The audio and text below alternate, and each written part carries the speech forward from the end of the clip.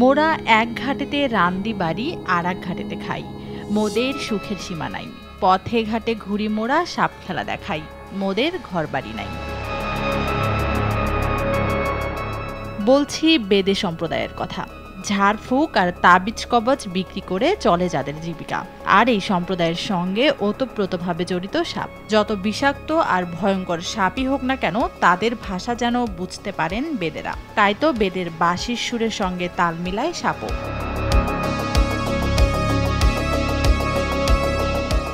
বর্তমান সময়ে ভয়, তামাশা কিংবা আতঙ্কের নাম রাসেলস ভাইপার। সামাজিক যোগাযোগ মাধ্যম থেকে চায়ের দোকান, সবখানে আলোচনার বিষয় এই সাপ। কিন্তু রাসেলস ভাইপার নিয়ে বেদেদের মাঝে নেই আতঙ্কের ছিটে ফোঁটাও। ভারতীয় উপমহাদেশের 4টি বড় প্রজাতির সাপের মধ্যে একটি রাসেলস ভাইপার। বাংলাদেশে এই সাপ বিলুপ্ত হয়ে গেছে ভাবলেও বর্তমানে এর অবাধ বিচরণ ভাবাচ্ছে সবাইকে।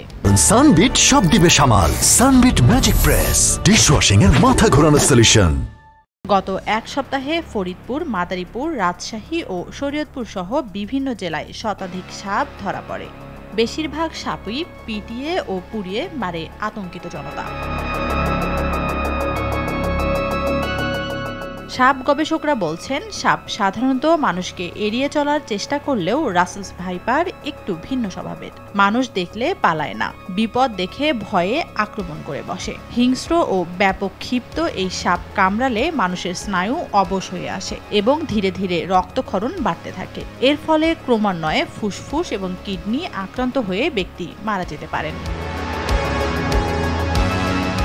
তবে রাসেলস ভাইপারের উপস্থিতি উদ্বেগজনক হলেও মানুষের মাঝে এই সাপের মুখোমুখি হওয়ার সম্ভাবনা কম। সাধারণত নিচু ভূমি, ঘাস বন, ঝোপ জঙ্গল, উন্মুক্ত বন, কৃষি এলাকায় বাস করে এবং মানুষের বসত বাড়ি এড়িয়ে চলে। সাপটি মেটে রঙের হওয়ায় মাটির সাথে সহজে মিশে যেতে পারে।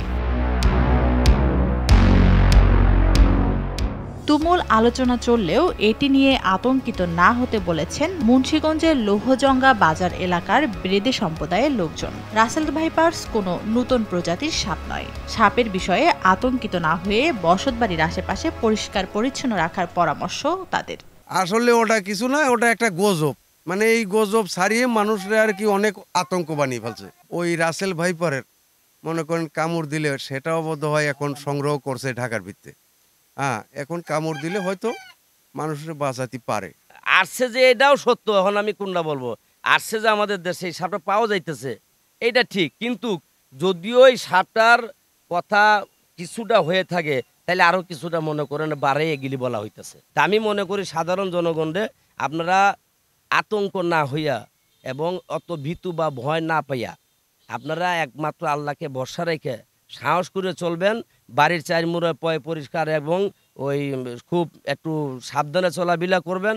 রাইতে হয়তো বাইরে টর্চ লাইট নিয়ে বাইরবেন।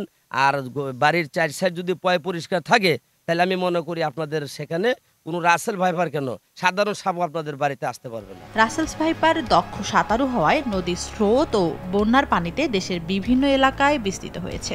সম্প্রতি বাংলাদেশের উত্তর পশ্চিমাঞ্চলের কয়েকটি এলাকায়, বিশেষ করে পদ্মা নদীর তীরবর্তী জেলা ও চর অঞ্চলে এই সাপের উপস্থিতি বেশ লক্ষণীয়। তানজিনা তাসনিম, RTV।